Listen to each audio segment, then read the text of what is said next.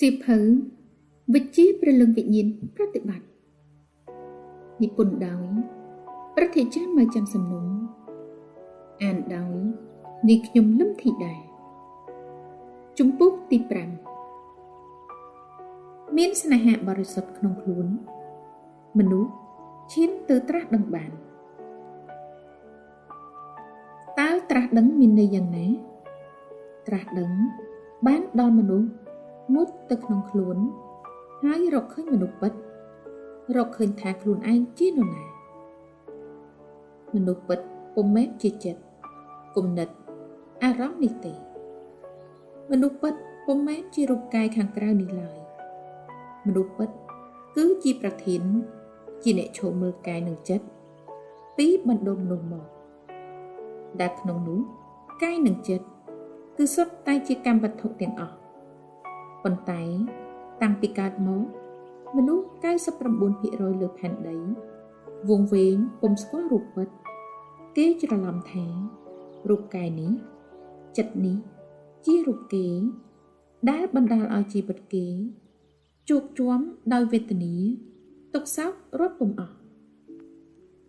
ដើម្បីរកឃើញការត្រាស់ដឹងនិងរស់នៅជាមនុស្សពិតនេះគេសង្កេតឃើញមានសាសនាពីរបែប1សាសនាប្រើប្រាជ្ញាខួរក្បាលហេតុផលជាធំដូចជាព្រះពុទ្ធសាសនាហិនយាន2សាសនាប្រើអារម្មណ៍ស្នេហាជាធំប្រើជំនឿបូជាថ្វាយជាធំដូចជាគ្រិស្តសាសនាអ៊ីស្លាមសាសនាព្រះពុទ្ធសាសនាមហាយានជាដើមគឺជំពូកសាសនាទាំងពីរនេះហើយដែលដឹកនាំមនុស្សឲ្យទៅរកឃើញមនុស្សពិតក្នុងខ្លួនដោយប្រើសេចក្តីស្នេហាជំនឿនិងបូជាសម្រាប់រំលែកបុគ្គលទោសហើយคล้ายទៅជាតែមួយនឹងព្រះអាទិទេពចិត្តបរិសុទ្ធសតិដឹកបរិសុទ្ធ consciousness វិធីប្រើស្នេហានេះជាវិធីធម្មជាតិព្រោះស្នេហាជាធម្មជាតិរបស់មនុស្សយើងស្រាប់មនុស្សគ្រប់គ្នាមានស្នេហាក្នុងខ្លួនស្រាប់គ្រូមេសាសនាគេគ្រាន់តែបង្វែរស្នេហាមនុស្សតម្រង់ទៅរកព្រះជាម្ចាស់ថ្វាយកាយចិត្តបូជាព្រះជាម្ចាស់បុគ្គលរលាយបាត់មនុស្សคล้ายទៅជាតែមួយជាមួយព្រះអាទិទេពតែមួយជាមួយចក្រវាឡតែមួយជាមួយធម្មជាតិទាំងមូលនេះជាជីវិតត្រាស់ដឹងដែលត្រូវបានសាសនាធំជាងគេលើលោកកំពុងប្រើអំណាចធម្មជាតិស្នេហាសម្រាប់រំដោះមនុស្សជាតិ5រំញោចព្រះអាទិទេពក្នុងបេះដូងមនុស្សពេលអ្នកនិយាយដោយជំនឿដោយស្នេហាព្រះរំញោចមួយផុសឡើងក្នុងបេះដូងអ្នកមួយរំពេចពេលអ្នកនិយាយដោយជំនឿដោយស្នេហាព្រះរំញោចមួយផុសឡើងក្នុងបេះដូងអ្នកមួយរំពេចសម្រាប់ភាសាមួយនេះអ្នកពុំអាចយល់បានតាមខួរក្បាលឡើយកាលណាអ្នកកាន់តែប្រើការគិតពិចារណា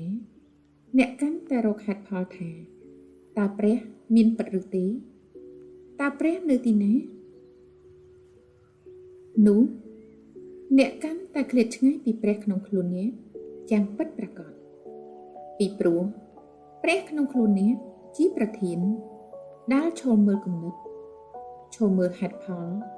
ឈលមើលរូបកាយហើយគំនិតនិងហេតុផលសុទ្ធតែជាកម្មវត្ថុដែលពុំអាចคล้ายទៅជាប្រធានបានឡើយសូមពិនិត្យពាក្យស្លោកមួយឃ្លាពោលថាចូលអ្នកតាំងនៅស្ងៀមស្ងប់ស្ងាត់ហើយដឹងថាខ្ញុំជាព្រះខ្ញុំនឹងត្រូវជាទីលើកតម្កើងគោរពបូជាពីសាសនានិងគោរពបូជាលើផែនដីនេះនៅស្ងៀមស្ងប់ស្ងាត់មានន័យថាអ្នកថ្វាយកាយចិត្តថ្វាយបុគ្គលថ្វាយអ្វីៗទាំងអស់ដល់ព្រះជាម្ចាស់មានរួមទាំងរូបកាយចិត្តអារម្មណ៍ចំណេះវិជ្ជាទស្សនៈសាសនាលក្ខពេលនោះ បុគ្គលដ៏តូចនេះរលាយបាត់ទៅគេនឹងបានជួបព្រះភ្លាមៗដែលឆ្លុះបង្ហាញដោយរំញោចក្នុងបេះដូងមនុស្សភ្លាមៗចំណុចនេះគឺជាការពិសោធន៍ពុំមែនជាទស្សនវិជ្ជានោះទេការបូជាប្រកបដោយជំនឿជាវិមាត្រឬទម្រង់នៃប្រាជ្ញាមនុស្សមួយទៀតហួសផុតពីប្រាជ្ញាខួរក្បាលដែលមនុស្សទូទៅស្គាល់ដើម្បីយល់ពីសច្ចធម៌តាមប្រាជ្ញាខួរក្បាលអ្នកត្រូវចំណាយពេល100ឆ្នាំប៉ុន្តែអ្នកបដិបត្តិប្រកបដោយជំនឿនិងការបូជានោះអ្នកឈានទៅដល់សច្ចធម៌មួយរំពេចតែម្ដងមានន័យថាអ្នកទៅដល់ព្រះអាទិទេពភ្លាមៗវិធីថ្វាយកាយចិត្តជូនព្រះនិងនាំអ្នកទៅពិសោធន៍សច្ចធម៌មួយរំពេចប្រាជ្ញាខួរក្បាលមនុស្សចង់បានក្តាប់សច្ចធម៌ក្នុងដៃគ្រាន់តែធ្វើដំណើរទៅរកសច្ចធម៌តែពុំពិសោធន៍សច្ចធម៌ឡើយចំណែកឯការបូជាប្រកបដោយជំនឿស្នេហាព្រះអ្នកបដិបត្តិអោបសច្ចធម៌ក្នុងដៃតែម្ដងមានន័យថាការបូជានឹងនាំអ្នកទៅជួបសច្ចធម៌នៅក្នុងដៃតែម្ដងជួបទល់មុខនឹងសច្ចធម៌តែម្ដងជួបដោយពិសោធន៍ពិតៗតែម្ដងប្រការនេះខួរក្បាលមនុស្សពុំអាចចាប់យល់បានឡើយចូលអ្នកពិសោធន៍កុំនៅត្រឹមតែទ្រឹស្ដីឡើយចំណេះវិជ្ជាដែលយើងទទួលពីការសិក្សាចំណេះខួរក្បាលតែមួយមុខបើគ្មានធម្មធាតុសេវាបូជាក្នុងនោះទេអ្នកបដិបត្តិព្រះធម៌ពុំអាចរួចរំដោះបានឡើយប៉ុន្តែជនខ្លះគ្មានចំណេះយល់ដឹងអ្វីឡើយគេអាចនឹងបានសម្រេចទៅដល់ការរួចរំដោះដែលគ្រាន់តែបដិបត្តិក្នុងកិច្ចបូជាអធិដ្ឋានបួងសួងព្រះប៉ុណ្ណោះពុទ្ធសាសនិកមួយចំនួនដែលរៀនសូត្រពុទ្ធវចនៈចេះចាំស្ទាត់តែពុំបានរួចរំដោះព្រោះគេនៅជាប់នឹងចំណេះខួរក្បាលជាប់នឹងបុគ្គលអ្នកចេះគេពុំអាចទៅហួសពីចំណេះនោះឡើយតែបើជននោះមានខួរក្បាលពេញលេញដោយចំណេះហើយសូមកុំទុកចំណេះនោះជាកម្មសិទ្ធិរបស់បុគ្គលតូច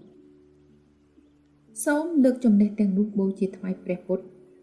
នោះគេនឹងបានរួចរំដោះភ្លាមពិតប្រាកដភាពប្រែប្រួលថ្មីមួយហោះឡើងក្នុងខ្លួនគេឈានឡើងថ្នាក់ថ្មីក្នុងដំណើរត្រាស់ដឹងអ្នកពុំអាចយល់បាតុភូតនេះតាមខួរក្បាលឡើយមានតែពិសោធន៍ប៉ុណ្ណោះទើបបញ្ជាក់បានក្នុងវគ្គបន្តខ្ញុំនឹងនាំនៅវិធីជ្រះថ្លាបូជាថ្វាយកាយចិត្តនិងអ្វីៗទាំងអស់ដល់ព្រះពុទ្ធឬព្រះអាទិទេពផ្សេងទៀតបើអ្នកមានភពសំណាងអ្នកនឹងពិសោធន៍ធម្មជាតិព្រះក្នុងខ្លួនភ្លាមៗនៅពេលនេះតែម្ដងការត្រាស់ដឹងហាក់ងាយណាស់តែហេតុអ្វីក៏អ្នកបដិបត្តិធ្វើដំណើរស្វែងរកឆ្ងាយទៅគ្មានកោះត្រោយ